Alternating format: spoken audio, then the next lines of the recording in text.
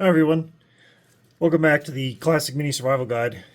In this episode I'm going to go ahead and do valve adjustments on this motor here. Now, I don't know the condition of this engine, it's a new car to me, and I'm going through all the basic service work before I send this back to the owner so that they're starting with a fresh slate and can have good maintenance records from this point forward. But I don't know what's been done to this motor, but what I'm going to do is take this valve cover off and do rocker clearances. Now, for those of you who, again, new to the Mini ownership, underneath this valve cover here is all of the rockers that control the valves, and periodically they require adjustment because what happens is the valves will recess a little bit in the head, and it'll alter the clearance that the rockers provide. So we need to go in here and make sure that the clearances are correct. Now, they're also described as tappets because they make a slight tapping sound when they start opening up their clearance. So if you hear a lot of ticking, tapping sounds coming from this area of the motor, you should probably take a look at your rocker clearances. But what we're going to do is, like I said, take this cover off and go through the process of adjusting it all. And I'm only describing how to do a standard cam.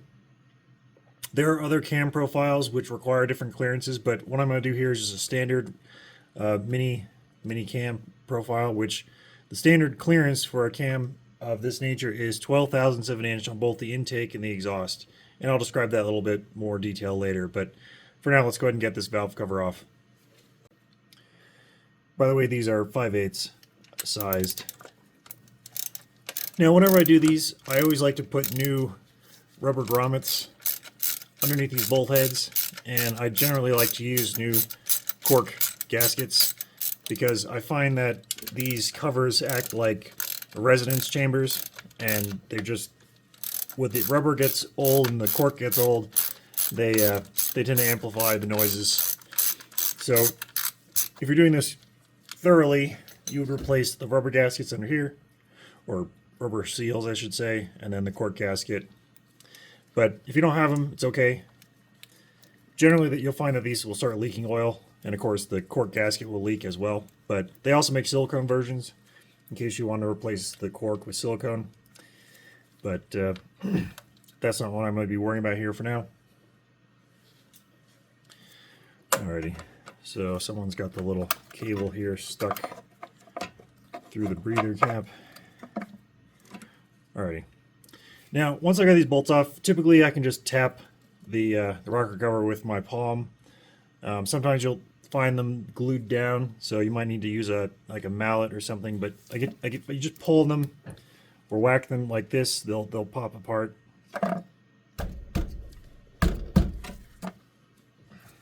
I say that. Okay, let me go grab a mallet. All right, got a little dead blow here. There we go. And again, it's just a typical cork seal being held down by sheer will at this point. If someone's used sealant, then this could explain why this is so difficult to remove. But just take your time. It will eventually give.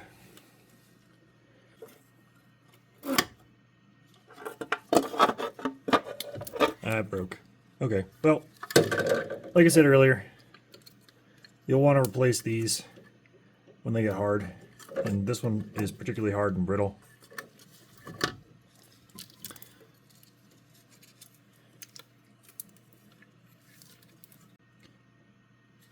So now that we've taken the rocker cover off, we can now see the rockers here, and if you find one that is being pushed down, you might find one that's not being pushed on at all, and you can kind of feel the clearance a little bit. There should be a little bit of clearance on all of them, but of course the way the cam rotates, some are going to be being pushed on while others are not, depending on the rotation position of the motor. So I'm just going to check one of these to see where the clearance is, but I'm going to go through the whole adjustment procedure here in a second. So again, I mentioned this before, but this is a 12 thousandths feeler gauge, or 0.305 millimeters for you Europeans. I'm just going to check the clearance on this one just real quick. And it does have a fairly tight feel, as in it feels good on the 12th. Let me check another one over here. This one's a little looser. So to me, it seems like these aren't that far off. This one's a lot easier to push in. So this is probably like a 13 or maybe 13 and a half. I'm going to go ahead and do the valve adjustment anyway. But yeah, this doesn't seem like it was too far out of tolerance, which is a good sign. It means someone was at least doing some maintenance work on this motor. So at this point, I'm going to introduce the concept of adjusting these valve rocker clearances in the order that the book describes. And the book describes it, you look for a valve that's open. So for instance, this valve is open. This one is closed because the rocker has clearance. So you look for a valve that's open and you adjust a corresponding one based on what is described as the rule of 9. So this valve is open, so this is valve number 4, starting 1, 2, 3, 4. Since this valve is open, the book would describe adjusting valve number 5 using what is called the rule of 9. And that means you look for a valve that's open, whatever valve that is. So in this situation, this is 4. Whatever number equals 9, if you add to that, means that valve number 5 is the one you're going to adjust. So I've written it here on this piece of cardboard. I'll just set it here for now. So again, valve number 4 is open, so the open valve, plus X equals 9. In this case, 4 plus 5 equals 9, so 4, 5. This is the valve we need to adjust. And what I'll do is I will rotate the crankshaft using the alternator, and I'll be able to, you can see all these valves opening and closing individually, but I will be using the rule of 9 to do my adjustments because it reduces the amount of rotations you have to do on the crankshaft and the cam in order to do all the valves properly. Now, I'll have to pull the spark plugs out to make this a little bit easier because these are holding all the compression back, and since I'm just using my hands to rotate the engine over, I don't want to be fighting against the compression. So let me go ahead and pull these plugs out and I'll continue on with the valve adjustment. So I want to stick a little bit about cams and rockers here into this valve adjustment video. So if you don't know, this is a camshaft, and these points here are the lobes of the cam, which are pushing on your push rods, which are pushing on your rockers, which are opening your valves. And the rule of 9 was invented to essentially represent the way that these lobes work. So you'll notice, for instance, this lobe here is pointed totally open. Well, this lobe over here is 180 degrees out or thereabouts. So when we know that this lobe is up, this one is down. So this one is the safe side of the cam to do your valve adjustment because there is no lift provided by the cam. So that's why the rule of 9 exists, because of the way that this cam is shaped. And again, the rule of 9 is specific to the A-series motor because of the way that the cam is designed. So the next piece of information I wanted to provide was about rockers. So you might have a rocker that looks like this, for instance. When you're adjusting rockers, you need to make sure that the surface you have on the back side of the rocker is actually flat. Because, when these two surfaces are like this, and obviously it's getting opened and closed by the cam, if you're trying to set the gap, you want these gaps to be parallel. What happens over time is that a small area on the rocker will slowly wear out and it'll cause a concavity, and that will mess up your measurements. So I will draw what I'm talking about here on this piece of paper. So if we have the rocker shaped like that, and we have the valve like this, and we're setting the feeler gauges in here to measure the gap, we want to make sure that these are parallel. But what can happen to the rocker, again, if you look at it from a side view, is that over time, the rocker gets worn out into this shape. So the valve stem contacts it, but it contacts it inside this worn cavity. And when we try to measure the gap, we're going to measure this pinched point here rather than the actual gap from here to here. So we end up getting false readings with worn rockers, which is why it's important to make sure you have good rockers when you're doing valve adjustments. Now, I know that it's not possible to just take it all apart and replace it with brand new stuff. So you can adjust these. You just need to be more careful and cognizant of what's going on with the wear. There is an alternative way of measuring valve gap, and that is using dial indicator. And the way you would do that is you would set this up on the head so that it would register against the valve like this. And then as it lifted, it would increase or decrease the dial indicator. And you could use the dial indicator to measure your valve, your rocker motion, and set your gap like this. So this is a way to do it. This is also one of the ways that I like to do roller rockers. So in front of me here is a set of 1.5 roller rockers. And they call them that because there is a small roller bearing on the rocker end, which rolls against the top of the valve. So you can see that here. You know, it's designed to roll across the surface, provide less friction. If you are adjusting a set of these, I recommend using the dial indicator, but I know that can be tedious and slow. So if you are using feeler gauges, make sure you come at them 90 degrees to the roller. And I say that knowing that the rollers can actually cause you to mismeasure with the feeler blade, because the rollers will actually pull the material flat against the valve surface, and it'll draw the feeler gauge in. So it actually basically squishes your feeler blade a little bit and can give you bad readings. But if you come in at a 90-degree angle to the roller, it won't roll. It'll just slide against the roller surface. So you should always do a set of roller rockers coming at them as close to perpendicular as you can when you're measuring them. Or like I said, you can use a dial indicator on top of the flat surface here to get your measurements set properly. So that's all I wanted to do, is interject a little bit of cam and rocker knowledge into this video. Now back to the video. Now I know I've discussed the adjustment process before, but you're typically going to use a 1/2-inch spanner, and I want everyone to understand you need to be running a hollow ground screwdriver to do these. If you use a tapered screwdriver bit, you're going to damage the slot. Use a hollow ground because it's parallel. These openings are cut parallel, and these are machined screws designed to be used with a parallel screwdriver. If you don't have it, you can do it still, but I highly recommend using just a correct style screwdriver bit to do the adjustment process. Anyway, as we discussed, number 4 is currently open all the way. So number 5 is where I'm going to do my adjustments. Now, if you haven't watched my video on spark plug gaps, I talk a lot about adjusting how you feel a feeler gauge. So go check that out, because that'll help you when you're doing your valve adjustments. So in this situation, I can easily slide 12 in. It's a very loose fit, very easy fit. So this means that this needs to be tightened up probably a thou, maybe a thou and a half. And it's a relatively simple process. You loosen the jam nut and then tighten the adjuster screw.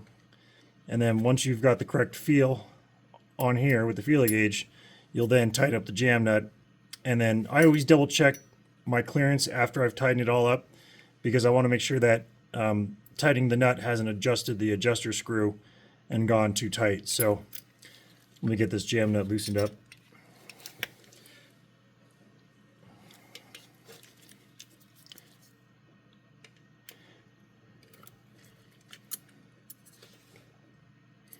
And like I said, it wasn't that far off. I thought it was probably a thou to thou and a half. But we want to make sure we're as accurate as we can be when setting these gaps, because we don't want to be losing any power due to loss of duration when the valve is open because of our clearances being too wide. So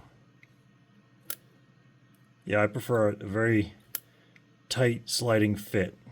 To me, that's 12. Okay, so now that I've got at 12, like I said, hold the screwdriver tightly and tighten up the jam nut. And before you let it all go, double check.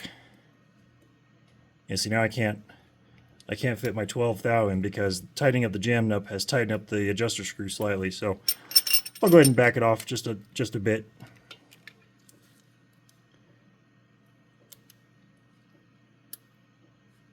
Okay. And this is where having the correct screwdriver really helps, because it does a better job of holding the screw than a tapered screwdriver would. Okay, it's a tight 12, but that's exactly what I'm going for, so I'm going to go ahead and leave it there and move on to the next one. So I have a wrench on the alternator bolt down here, and I'm using it to just rotate the engine in the direction of normal rotation, which is this way, forward. So I'm just pulling the wrench and rotating the engine a bit. Now you can try and use the fan blades, but I don't recommend it because they're kind of flimsy. But if your car doesn't have a good alternator belt, or if it's not tight, then you won't be able to use the alternator nut to rotate the engine over. But in this case, I am able to do it. So we've adjusted 5. I'll go ahead and make a little mark here on 5 so that we know 5 is done. So we'll see what the next one is in the sequence. Now, I do see 7 is down, but I think 7 may be rotating back out of phase. So we'll just pay attention to see which of these is the next one to open up, and we'll go to that one and adjust it next. Let me just adjust it here.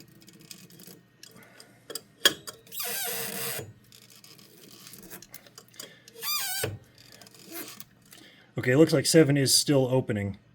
So I'm going to adjust this until 7 is completely down.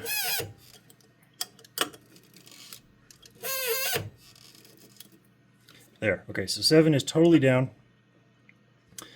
7, 2, 9. So 7's down, we go to 2, and 2 is the next valve we need to look at as far as clearance is. And once again, not bad. Could be a little tighter. So I'm going to repeat the procedure here. Adjust number 2. And yeah, just keep going through the process. Rotating the engine, checking which valve is open, finding the corresponding valve that equals the rule of 9, and adjusting that one.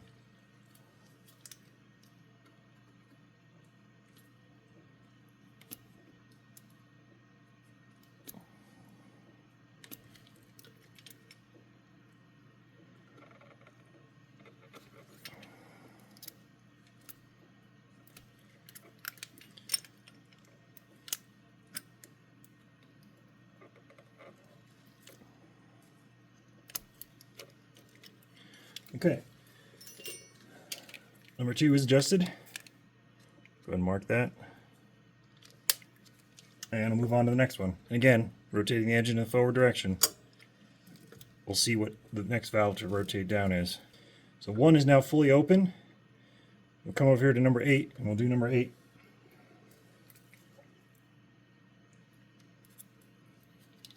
Yeah, this one's probably 13 or so thou. Maybe 14. But either way, needs to be done.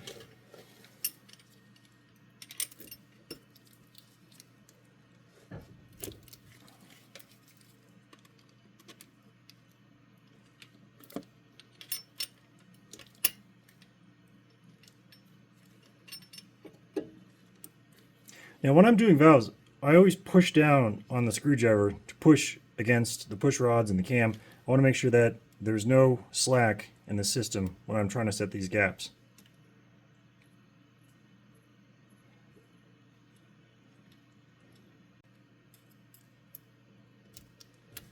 Okay. The right is good.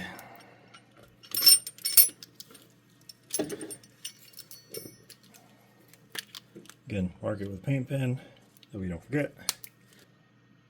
Now that we've done all the valve adjustment, I need to come around here, clean up the surface, and fit the new cork gasket to the valve cover and get this all buttoned up again.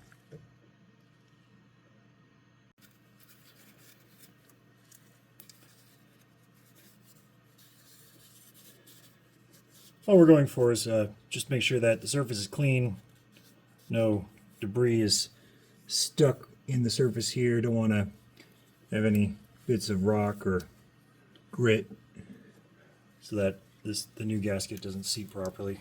Again, just a light cleaning. Should be pretty clean because you just took the gasket off, but you never know what was on here before. Sometimes you have to scrape off old gasket material that gets stuck. Yeah, there's a little bit right here that's stuck on there. So I'll just use a little razor blade to just scrape that off. Actually, it just came off with my finger. Anyway, yeah, just run your finger through here. Make sure there's no gouges or anything that might prevent the new seal from sealing properly. So like I said, before I put the gasket on, I always run a razor blade across the head surface. Give it a nice, quick, just double check. There's nothing, just nothing that might interfere with that seal. And I'm always trying to pull the grit out away from the head area. Just, you know, gently scrape it away. You don't want that grit going in your engine. And you can put the plugs back in just to keep any grit coming out, but this surface is pretty good, so I'm not really getting a whole lot. But yeah, just make sure this is as clean as you can possibly get. So I've got the new gasket here, and it registers against these little slots on the cover. It can be somewhat tricky to get this all lined up and fitted. You can use sealant in here, but just make sure that it's not sticking out when you tighten it down, because these cork gaskets tend to move around on their own when you tighten it down. Well, since this gasket was all kind of not fitting nicely, I went ahead and put a very thin smear of sealant. So I'll just stick it to the valve cover here and let it tack up a bit before I try and fit it, because it just didn't want to stay put on this nicely. And that happens. You know, these things are made of cork, and the cork, it's an organic material. It tends to move and shift. You just gotta work with what you've got. And this one just needed a bit of sealant. So what I'll do is I'll get this positioned, and off the car I'll set it with like a book or something on top of it, just to help cure the sealant before I try to put it onto the engine. That way I know that the gasket is seated in a nice way. Like for instance here, it doesn't really want to sit properly. So anyway, just get this thing stuck on here as best you can, but do make sure that it is within the grooves before you fit it. So I've gone ahead and fitted the cover after letting the gasket cure for about an hour on the cover, so I could fit it and not have the gasket move or shift. So it's back on here. I just need to tighten up the bolts. But that's the procedure for setting valve adjustment on these A-series motors and A+ motors. Pretty straightforward. Doesn't take much time to do. You know, easily within an hour task. The only thing you might need is a new cork gasket, but those are relatively inexpensive. So definitely an easy weekend job, especially if you have a car that you've never had before and it's new to you, or if you're just doing like an oil change or something and you just want to make sure that it's all good in here, or maybe you're hearing tapping noises. Whatever the case is, you can easily do this job within, say, a half hour. It doesn't take much time. The one requirement is that the engine needs to be stone cold before you do any work, because the clearance is based on the temperature, and we want to make sure it's cold. So that's it. Anyway, if you guys thought this video was helpful or interesting, let me know in the comments below. And as always, thanks for watching, and I'll see you guys in another video of this Classic Mini Survival Guide.